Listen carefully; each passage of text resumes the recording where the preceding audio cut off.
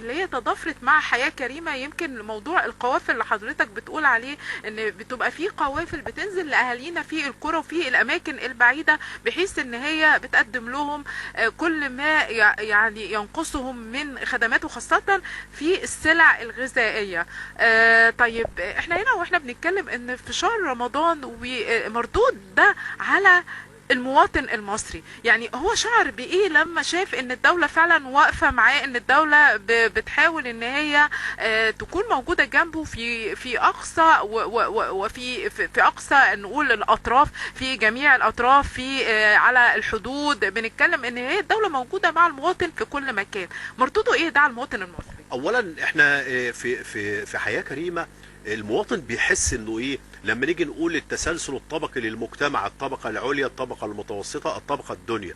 المواطن بيحس ان كل الطبقات دي كلها بتنصهر مع بعضها. الغني بيقف مع اللي هو عنده عوز، بيقف جنبه، بيشوفه عايز ايه. الطبقة المتوسطة نفس الطريقة. فبتلاقي فعلا ملحمة وطنية اجتماعية كبيرة جدا، وتآلف مجتمع كله بيكمل بعضه. وهي دي تعاليم الديانات السماوية، انه الناس كلها تبقى متآلفة مع بعضها. القوي بيخدم الضعيف، الضعيف بقى في جنبه لحد ما يقوى.